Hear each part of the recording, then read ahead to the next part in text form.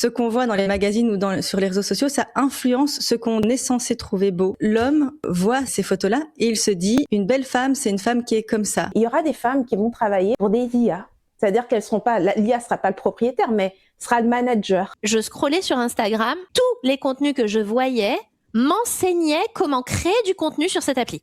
Mais ça n'a aucun sens. Être femme avant tout, c'est oser être vraie avant d'être performante. C'est retrouver le pouvoir intérieur qui guide nos choix, nos visions et nos créations. Femme avant tout, c'est un espace pour les femmes visionnaires, celles qui avancent avec conscience et intuition. On y parle de transformation, de leadership, d'amour, d'argent, de joie et de tout ce qui fait de nous des femmes entières. Parce que avant d'inspirer le monde, il faut d'abord se rencontrer soi. Bienvenue sur un nouvel épisode de Femmes avant tout. Et aujourd'hui, nous avons, comme d'habitude, Aurore qui est avec moi. Salut Aurore. Salut Henriette. Et nous avons notre experte invitée pour cette table ronde, c'est Aylan. Donc Aylan, elle est thérapeute, experte dans les thérapies brèves, orientée solutions et c'est également une experte de notre réseau Brie. Salut Aylan. Salut Henriette. Ça me fait trop plaisir de vous rejoindre toutes les deux encore pour cette conversation. Et aujourd'hui, notre sujet, c'est la femme et la technologie. C'est un sujet qui est particulier. D'ailleurs, en fait, quand on parle de technologie, souvent, on a tendance, je sais pas pour toi, moi, quand j'ai grandi, la technologie, c'était pas vraiment un sujet pour les femmes. Est-ce que vous avez eu cette sensation, vous aussi, par rapport à ce sujet? Moi, pas du tout. Et j'ai pas compris du tout, d'ailleurs, quand j'étais enfant, que c'était pas un sujet de femme. J'ai eu effectivement tout de suite cette appétence pour la technologie et je me suis rendu compte plus tard qu'il y avait certains aspects qui étaient pas forcément considérés comme étant féminins. C'est pour ça que je trouve que c'est un sujet qui va être super intéressant. Alors ici, on parle pas juste de la technologie, parce que le sujet, c'est toujours la femme. Donc ici, on veut voir un petit peu comment rester connecté à soi dans un monde de plus en plus digitalisé. Entre intelligence artificielle, les réseaux sociaux, l'hyperconnexion qu'on a en ce moment, nous vivons une véritable transformation majeure et je vois que ça va de plus en plus vite avec les technologies qui ne font que avancer. Donc la question, ce n'est pas seulement la technologie, c'est vraiment une question humaine et comment est-ce qu'on reste en lien avec soi. C'est ce que nous allons creuser aujourd'hui dans cette conversation. Toujours avec une approche très personnelle, comment chacune de nous le vit réellement, et puis aussi visionnaire, parce que Femme avant tout, c'est vraiment amener la vision des femmes dans ce monde. Donc, on va aussi se projeter un petit peu et voir comment est-ce qu'on voit l'évolution de ces technologies pour nous toutes. Si on commence par rapport à une question très simple, tiens, on va commencer avec toi, Aylan, puisque tu es notre invitée. Est-ce que tu as déjà eu la pression que ton téléphone ou les réseaux sociaux occupaient beaucoup trop de place dans ton esprit ou dans tes journées? À qui dis-tu? C'est clair. Oui. Oui. À quel moment tu t'es rendu compte de cette place qu'elle prenait? C'est en pensant à l'émission, en fait. Je me suis rappelé quand déjà en 2003-2004, je passais énormément de temps sur mon ordinateur. Donc je travaillais et les moments où je travaillais pas, je passais du temps sur mon ordinateur. À l'époque, on communiquait avec des amis ou des gens qu'on connaissait pas sur MSN ou sur Skype. Et tu vois. Et puis il y avait les forums et puis il y avait les blogs. Alors Internet n'était pas ce qu'il est aujourd'hui, mais on était quand même pas si loin. Quand j'étais étudiante, déjà j'utilisais ces plateformes. Mais quand je suis rentrée dans le monde du travail, je continue à les utiliser même après le travail, en fait. Intéressant. Voilà. Et toi, Aurore, est-ce que ça commence aussitôt la place de cette technologie dans ta vie? Comment c'est d'abord, commençons d'abord par, c'est quoi la place qu'elle occupe en ce moment pour toi? Elle est centrale. Je suis énormément sur Internet, tout le temps. Le premier ordinateur familial, je l'ai eu, je devais avoir 11 ans. Et très très rapidement, j'ai voulu comprendre comment on faisait des sites web, comment on fabriquait ce truc que je voyais à l'écran. J'allais sur des sites internet en anglais pour essayer de comprendre comment est-ce qu'on codait un site. À 13 ans, je faisais des sites internet, c'était ma salle de jeu, quoi. Dis donc, alors voilà, je me sens mais complètement décalée sur vous deux. Moi, la technologie arrive mais tellement tard. Écoute, moi, j'ai joué les jeux vidéo, point à la ligne. Quand j'étais petite fille, il y avait juste la Nintendo. Et puis, je me rappelle toujours, j'étais au secondaire et je dis à un de mes profs, quand c'est à peu près 95, 96 à peu près que Internet devient vraiment un truc, en tout cas en Europe. Moi, je suis en Belgique à ce moment-là. Et je me souviens, je dis ça à un prof, il nous parle de notre avenir, qu'est-ce que vous voulez faire? Je me dis, moi, je vais me lancer dans l'informatique. Et la première chose qu'il me dit, ça sera saturé. D'ici 2000, il y aura plus de boulot, il y aura plus rien là-dedans. Et finalement, ça m'a complètement déroutée, en fait. Je ne m'en suis plus du tout intéressée. Je veux dire, un prof à cette époque-là, c'est comme s'il venait de me dire, tu sais, me prédire l'avenir, tu vois. Je l'ai cru complètement et je me suis complètement détournée de ça. Donc, je dirais que, à part le travail, où je me suis mise à utiliser l'ordinateur pour travailler, donc dans les jobs que j'avais, la première fois où j'ai acheté, je pense, mon premier laptop, ça devait être en quelque chose comme 2006 peut-être, mais je l'utilisais pas beaucoup. Tout le monde avait un compte MySpace, j'ai jamais eu de compte MySpace. Je crois que j'ai commencé à utiliser i5, pour ceux qui connaissent, quand c'est sorti juste avant Facebook. J'ai eu mon premier compte Facebook très tôt quand même. Ça, je sais que je fais partie des premiers utilisateurs de la vague Facebook avant qu'elle devienne vraiment totalement mondiale et internationale. Mais j'ai jamais été dessus. Vraiment, je passais très peu de temps sur la technologie. J'ai eu un smartphone vraiment tard aussi. Donc, ouais, je dirais que moi, ça a pris du temps avant que je me plonge dans cette technologie. Si je regarde la technologie pour moi aujourd'hui, mon travail est dessus. Je passe énormément dessus.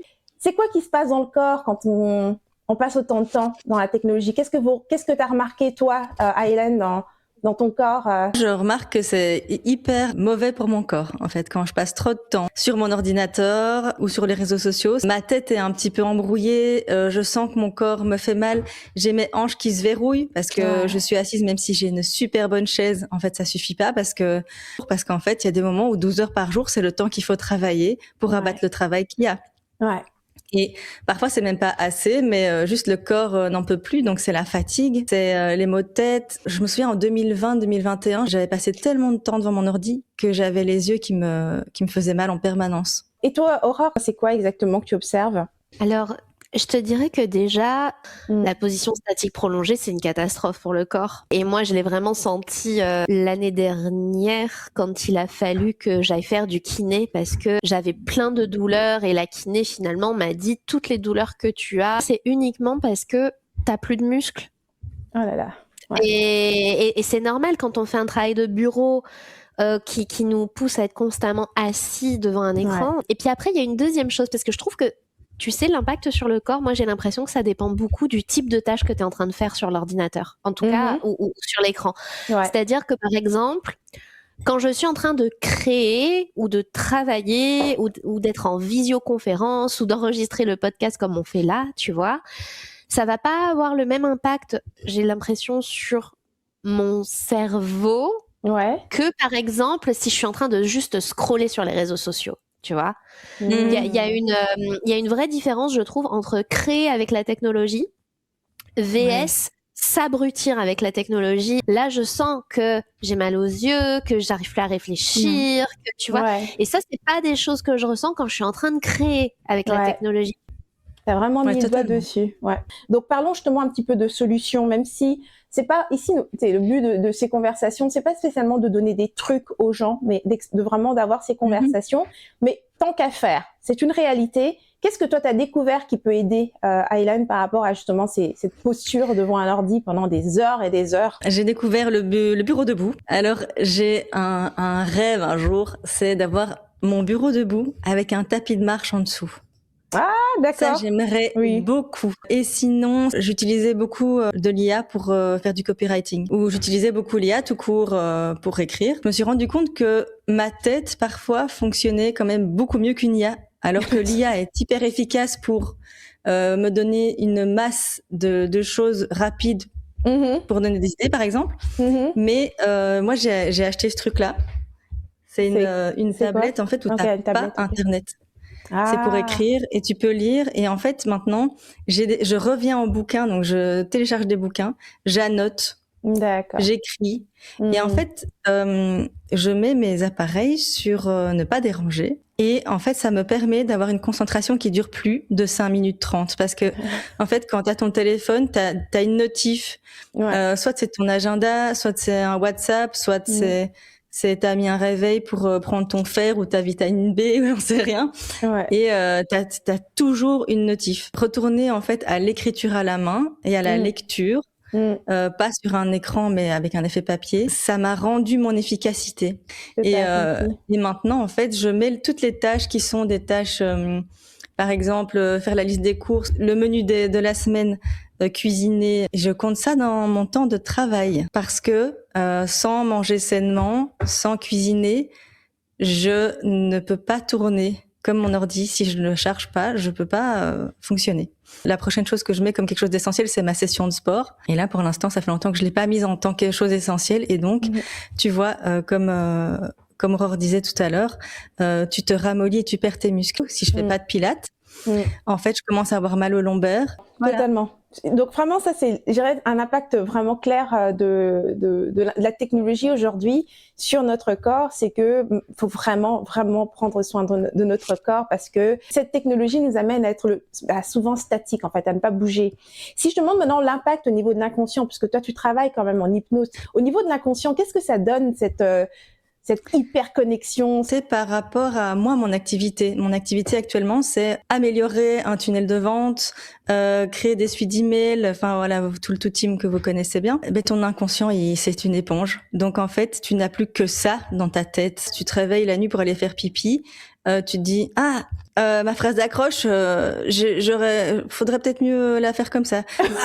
J'aurais dû mettre un autre CTA. Et tu te réveilles et tu dis c'est bon le tunnel, stop. Ça agit comme quelque chose qui nous imprègne dans l'inconscient, mais aussi tout ce qu'on voit, comme Aurore disait, quand on s'abrutit sur les réseaux sociaux. Il y a plusieurs choses que j'ai remarquées. Le fait qu'on soit comme victime, alors c'est pas vraiment le terme, mais de l'algorithme. Moi, je regarde beaucoup Instagram. J'aime bien m'abrutir sur Instagram.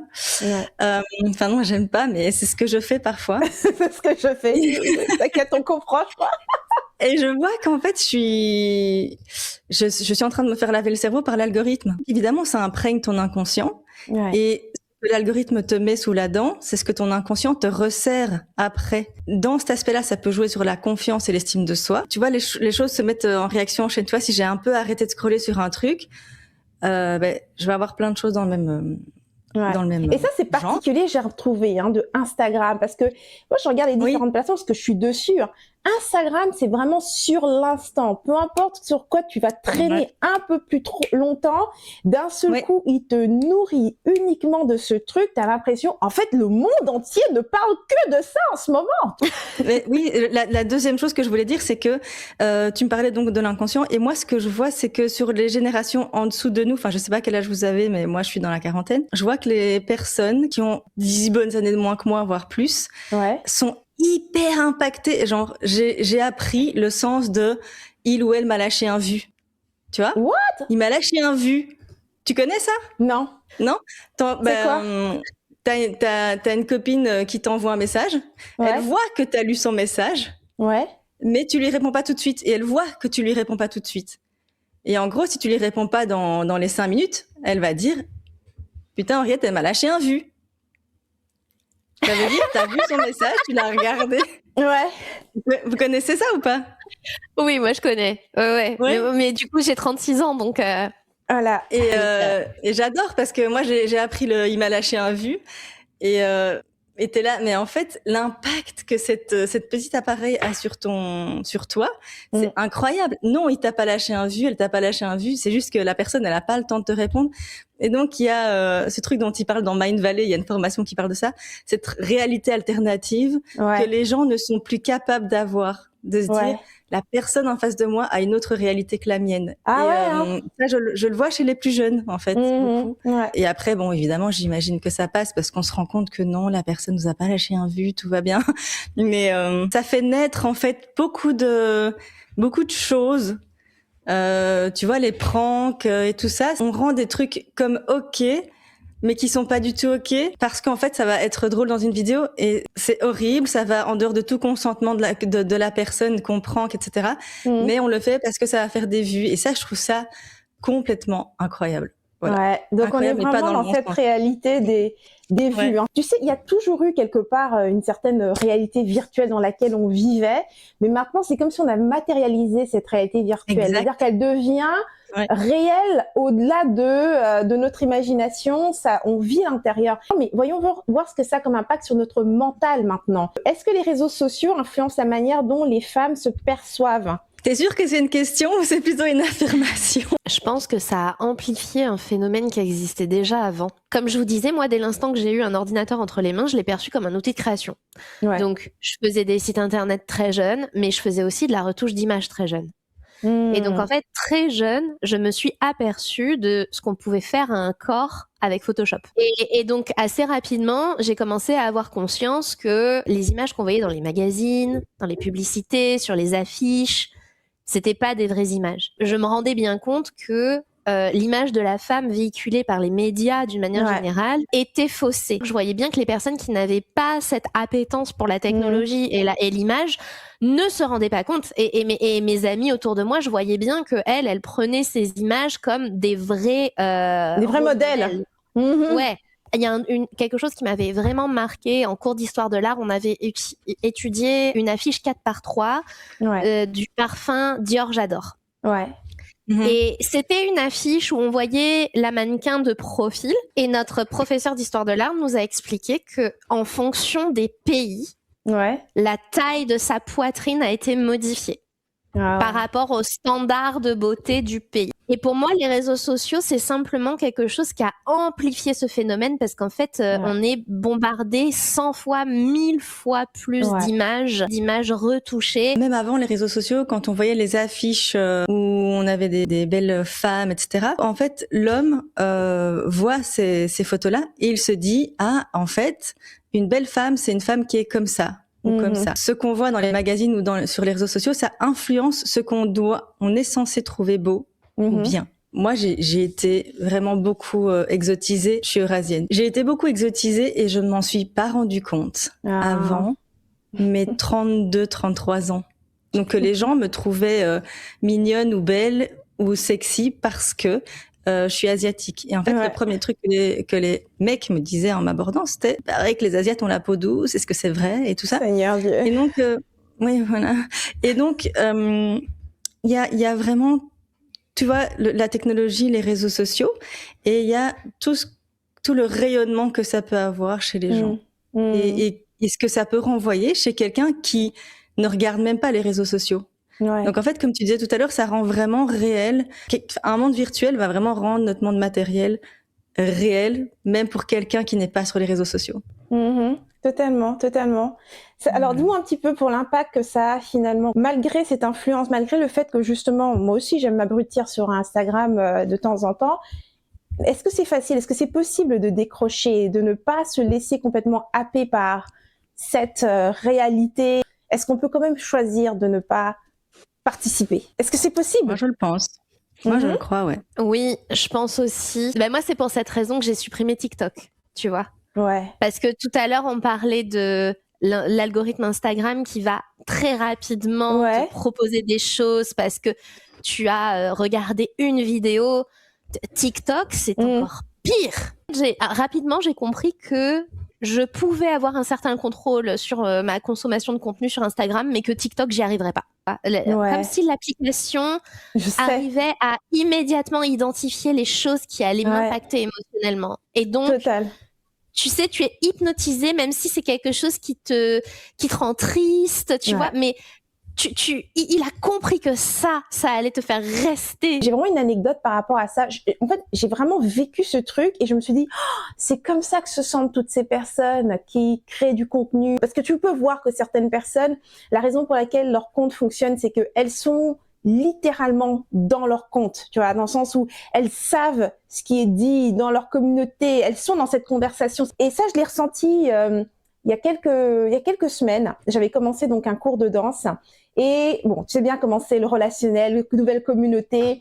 Je vis quelques frustrations à l'intérieur de ce groupe parce que moi, je suis quelqu'un d'assez sensible et donc je vois certaines connexions. Donc bref, je vis des choses, mais je sais pas comment les exprimer parce que c'est des choses que moi j'observe. Ça veut pas dire que forcément tout le monde ressent ça. Et je tombe par hasard sur une vidéo comme ça, une nana, elle parle de ça, genre, écoute, si t'es une personne qui a tendance à faire facilement des connexions, et là, elle commence à parler de ça, et je suis genre, incroyable. Je passe à la prochaine vidéo, même sujet. Donc, il y a des personnes qui sont en train de me décortiquer. Je n'ai pas prononcé le moindre mot par rapport à cette situation.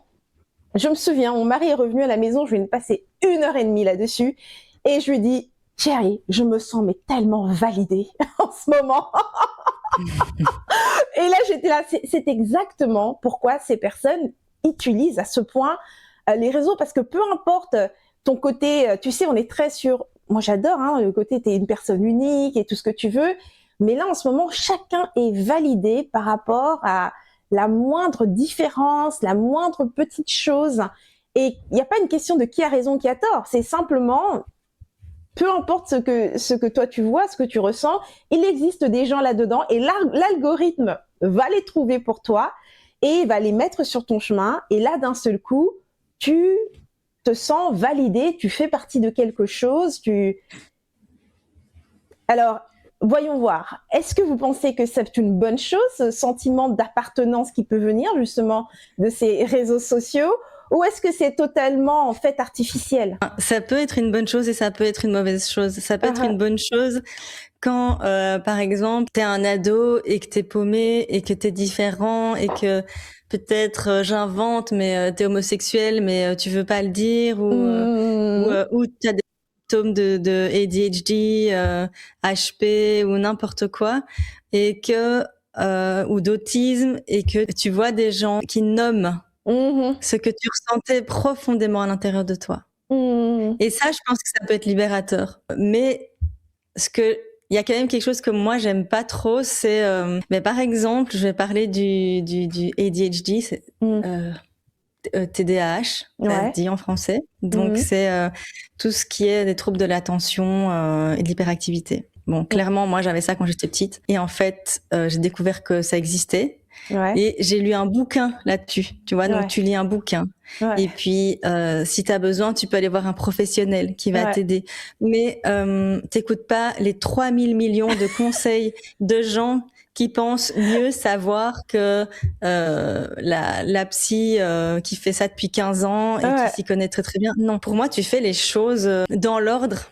Tu vas voir les professionnels, tu fais ce qu'il y a à faire. Après, si t'es homosexuel, c'est vraiment carrément une autre question, mais tu rencontres des gens qui sont comme toi, tu te confrontes dans la vie réelle à ce que c'est.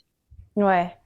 Mais les réseaux sociaux sont excellents pour tu vois, pour te découvrir, pour te dire ah ouais, il y a des gens qui vivent la même chose que moi. Là, ça te donne une sensation d'appartenance et c'est bon.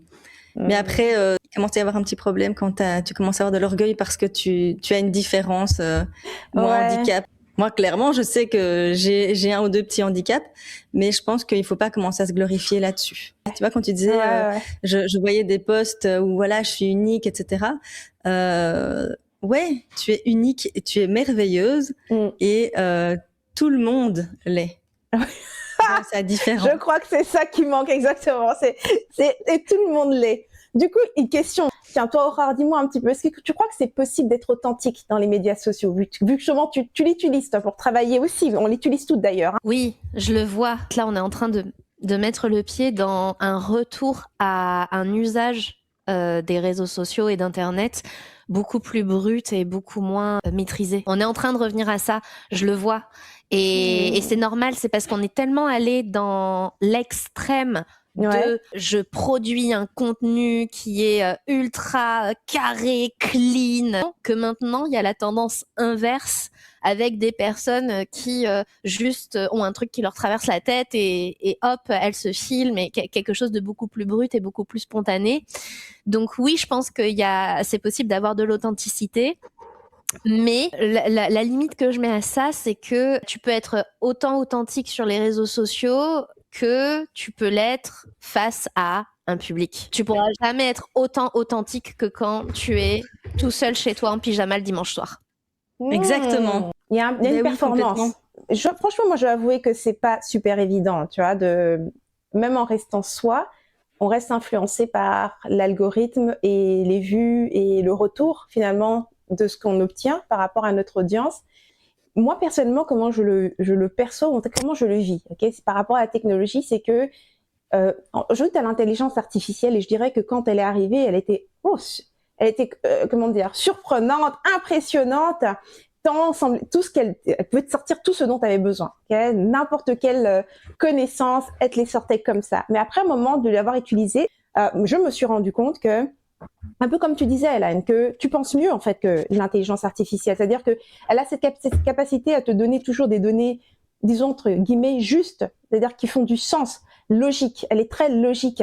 Mais nous ne sommes pas des êtres logiques. Et donc, j'ai l'impression que plus cette technologie est performante, et plus elle me ramène à mon humanité qui est imparfaite, parce que cette imperfection, tu peux pas la prédire.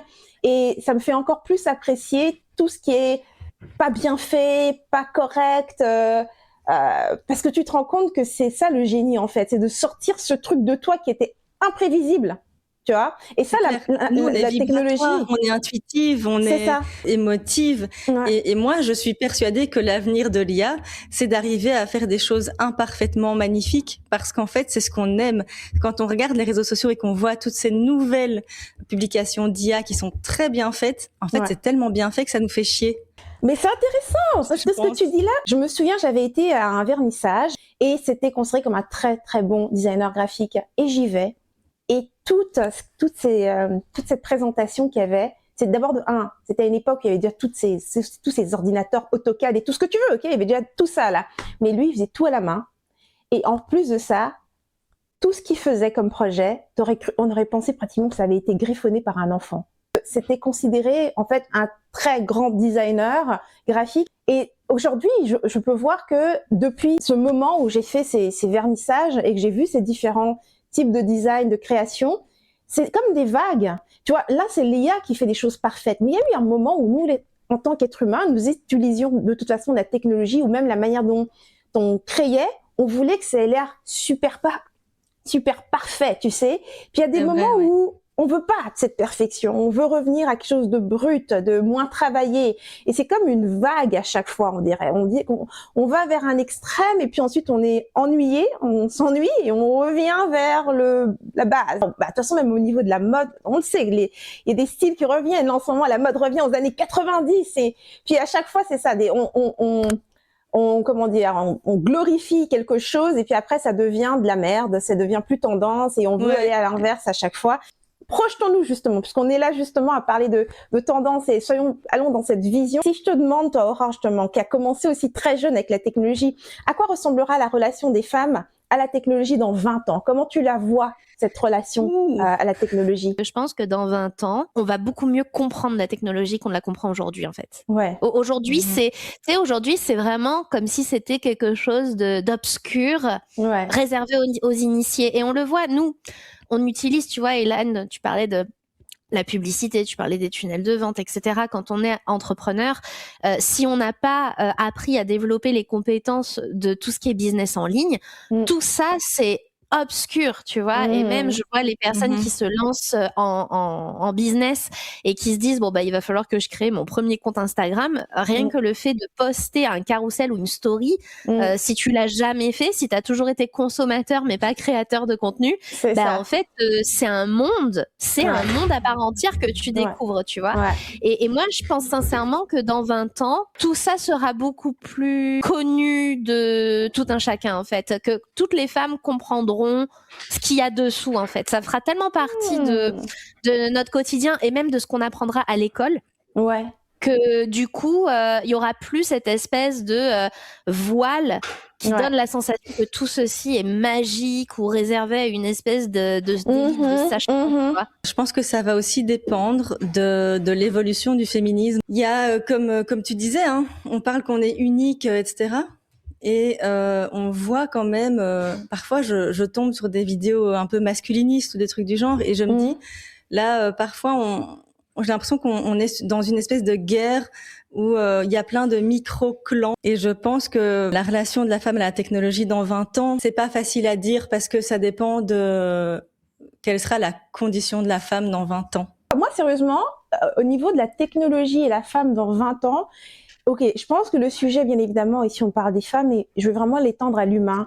Encore aujourd'hui, il y a des gens qui n'utilisent pas l'ordinateur. Il y a plein de gens qui savent pas comment créer ne serait-ce qu'un simple compte Facebook. Ou quand ils doivent le faire, ils ont besoin d'être assistés, ils paniquent ou quoi que ce soit. Il y a plein de gens qui ignorent encore que tu peux développer un business en ligne. C'est une grosse majorité de gens qui, à part consommer, c'est-à-dire regarder rapidement Facebook ou bien Instagram, n'ont aucune idée de ce qui se passe derrière. Donc, moi, ce que j'ai vu l'autre jour, je veux dire, ça a été vraiment une vraie vision. Je regardais Henri, puis j'ai dit, oh, tu sais quoi? Je viens de réaliser une chose. Si on se projette un peu plus loin, ok? 20 ans, 30 ans, 40 ans, il y aura carrément des êtres humains qui vont travailler pour l'IA. C'est-à-dire que certains jobs qui sont assez simples et qui demandent simplement une logique et pas vraiment d'intuition pour pouvoir les gérer, mais qui peuvent être quand même du travail important, ok, vont pouvoir être automatisés. Et comme certains êtres humains ne seront pas à jour par rapport aux technologies et l'utilisation de ces technologies, ben leur gestionnaire principal sera en fait tout simplement une IA. Parce que ils n'ont pas. Parce que le but de l'IA, c'est de faire un travail, mais d'être supervisé. Mais si tu sais pas comment fonctionne l'IA, si tu sais pas comment fonctionne la technologie, tu ne peux pas superviser cette technologie. Du coup, c'est cette technologie qui va te superviser. Moi, c'est vraiment la vision que j'ai. Et il y aura des femmes qui vont travailler pour des IA. C'est-à-dire qu'elles seront pas, l'IA sera pas le propriétaire, mais sera le manager. Oui, peut-être. Et dans ce que tu dis, il y a un autre truc que je vois, c'est que de plus en plus, je vois des personnes qui parlent de l'IA comme si c'était un ami ou une amie. Oui, 100%. Et qui disent, je vais demander à chat et je me dis, mais en fait, c'est flippant. Nous, on a la capacité de réflexion, mais l'IA ne l'a pas, en fait. Et c'est ça, moi, qui me fait un peu plus peur avec l'IA. Tu sais, moi, j'ai eu un choc récemment. Je suis sur LinkedIn et je tombe sur le profil d'une femme que je connais depuis très longtemps. Une femme très équilibrée, très intelligente et tout ce qui s'ensuit. Finalement, son approche, c'est de parler de l'IA, mais pas simplement comme un outil, que c'est vraiment un soutien, cet outil-là, et que il va quand c'est bien fait, il devient effectivement un ami, un partenaire. Depuis qu'elle avait l'IA, elle dormait mieux et toutes ces choses-là. Et vraiment, quand on a changé l'IA, par exemple sur ChatGPT, qu'on est passé de modèle 4 au modèle 5, elle l'a vécu comme la mort d'un ami, quoi. Parce que cette personnalité qu'il y avait dans le 4 a disparu et c'était plus la personne. Et là, d'un seul coup, quand elle parlait avec, c'était plus cette personne. Donc, elle avait vraiment associé une vraie personnalité à... Alors, je ne sais pas, parce que moi, j'ai essayé même le truc qui est de donner un prénom, ok? On m'a dit, donne-leur un prénom. J'ai essayé, ça marche pas pour moi, dans le sens où je suis trop consciente que c'est pas vivant. Donc, j'ai essayé, mais c'est pas resté, tu vois. Mais je comprends que certaines personnes ont une sensibilité, des manques, et que cet outil, comme d'autres, peut venir combler. Tu sais, comme, je sais pas, ceux qui avaient du mal à entendre. Voilà, et on met un hearing aid, tu vois, donc maintenant ils peuvent entendre mieux. Alors pourquoi cette technologie ne pourrait pas être comme ça au niveau des émotions aussi? Moi, j'ai un doute parce que l'IA, ça reste un algorithme, une machine. Alors, on peut avoir envie de le personnifier, je le comprends tellement bien. Moi, à l'époque, là, dans les années début 2000, j'avais eu ce robot chien Aibo de Sony. Ouais. C'était un petit robot chien, il était dans le clip de Janet Jackson. Pour les personnes qui s'en souviennent. Et bien sûr que t'es tenté de personnifier un robot, bien sûr que t'as envie, parce que ce robot te répond parfois avec humour, parfois... Mais en fait, je pense qu'il faut toujours se rappeler que c'est pas une personne, en fait. Et moi, justement, j'essaye de me dire non, je ne dis pas s'il te plaît, je dis pas merci, parce qu'en fait, ça reste un outil qui me sert à faire telle et telle chose. On reste dans le sujet parce que je vais vous parler d'une application. Ouais. C'est une application qui s'appelle Finch. Ouais. Et c'est un self-care pet. C'est-à-dire que c'est un petit oiseau très mignon. Tout le design de l'application est ultra cute. Et ce petit oiseau, en fait, tu vas le faire grandir et tu vas décorer sa maison et tu vas lui acheter des jolis petits costumes à mesure que tu prends soin de toi. Donc, c'est réellement un outil qui a été pensé pour la santé mentale des gens. Hein. Il est très, très, très bien fait. Vraiment, il est gratuit. Et pour la protection de tes données, t'as même pas besoin de te créer un compte. Et en fait, justement, le fait que tu n'as pas de compte utilisateur signifie que tu es garant de tes sauvegardes. Et là, il y a eu des drames. Tu perds ton téléphone ou ton téléphone tombe en panne. T'as perdu ton petit oiseau. Si tu n'as pas géré ton système de sauvegarde par toi-même, ton oiseau n'existe plus. Et il y a réellement des personnes dans la communauté qui ont vécu ça, mais comme des deuils. Ils se sont sentis endeuillés, ouais. Parce que c'était personnifié. Et c'est le même attachement qu'on a avec les personnages fictifs qu'on peut voir dans les films ou dans les dessins animés. En fait, je crois qu'à partir du moment où tu personnifies, comme tu disais, Ilan, ben du coup, tu t'attaches au personnage. Il y a l'attachement, Tu mets des émotions. Parce que tu mets des émotions, c'est ça, exact. Mais c'est incroyable. Ok. Waouh, ce sujet est juste passionnant. Allons voir un peu plus loin. On va aller sur notre segment signature rapide. On développe pas. Je pose des questions, vrai ou pas vrai, et puis chacune me dit ce que ça résonne pour elle. Ok. Alors, vrai ou pas vrai, les réseaux sociaux influencent notre perception de nous-mêmes. Vrai. Je suis d'accord. Vrai ou pas vrai, le digital stimule davantage le mental que l'intuition. Oui, vrai, le mental, ouais. Ouais, moi aussi, 100%. Vrai ou pas vrai, il est difficile aujourd'hui de créer sans se comparer. Vrai. Il est difficile ? Ouais. Mais pas impossible. Vrai. Ouais, je suis d'accord. Franchement, vrai ou pas vrai, l'intelligence artificielle peut amplifier la créativité humaine. Pas vrai. Elle amplifie pas la créativité, elle amplifie l'exécution, à mon sens. Et toi, Alain ? Ouais, je suis d'accord. Moi, je pense qu'elle peut amplifier la créativité. Ouais. Vrai ou pas vrai, la vraie liberté numérique, elle est intérieure. Vrai. Vrai aussi. Ouais. Moi aussi, 100%. Si tu as cette liberté intérieure, tu ne seras pas à ce point affecté par tout ça. Ok, bas les masques, je vais vous poser une question qui permet de partager un petit peu plus quelque chose de peut-être d'inattendu que vous n'avez pas l'habitude de partager. Donc, bon, alors allons-y dans cette direction-là. Alors, est-ce que toi, Aylan, y a-t-il un comportement numérique qui te met encore mal à l'aise ? Quelque chose que tu fais face aux médias sociaux qui te met mal à l'aise encore par rapport ? Ouais. Parfois, je stalk.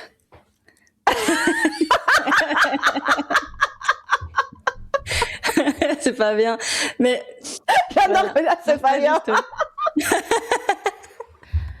Enfin, c'est pas bien. En fait, je le fais parfois dans un certain but précis qui me met mal à l'aise. C'est-à-dire que parfois, il y a des personnes qui me contactent professionnellement. Ouais. Et des clients ou des futurs clients. Et je trouve que leur approche est bizarre. Et donc, parfois, je stalk sur les réseaux sociaux pour voir un petit peu à qui j'ai affaire. Ouais. Ouais, voilà. Un petit peu comme, je sais pas si vous voyez, pour l'instant, il y a cette tendance des femmes dont des hommes critiquent le physique. Okay. Et elles montrent la photo du gars qui a critiqué leur physique. Ouais, tout à fait. Du coup, elles sont là. Alors, le gars, là, il me critique. Mais t'as vu sa gueule? Alors, t'as vu sa tête à lui? T'as vu, c'est qui parle? Voilà. Et donc, en fait, je crois que l'attitude honteuse que j'ai, c'est un petit peu de faire la même chose avec, quand je stalk les personnes, c'est de me dire, c'est qui parle comme ça? Moi, en fait, j'utilise pas du tout les réseaux sociaux dans le but de prendre des nouvelles des gens. Je suis désolée pour mes proches.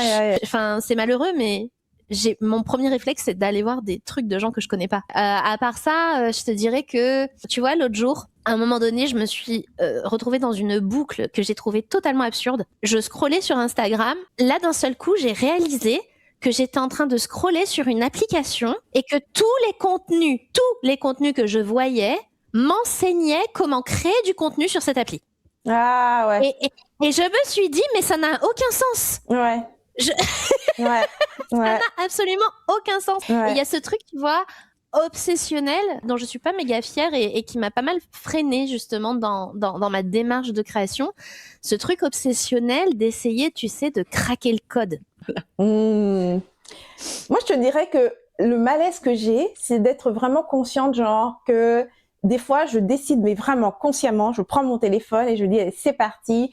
C'est un peu comme faire 1h30 de malbouffe. Donc, c'est un comportement qui est carrément, c'est compulsif. Et je suis consciente et je suis là, oh my God, et je reste là-dessus jusqu'à ce que souvent mon mari va me trouver. T'es tombée dans le trou? Ouais, je suis tombée dans le trou. Ok, c'est bon. Et il le sait parce que tu lui as envoyé 150. C'est ça. Voilà. T'as vu, c'est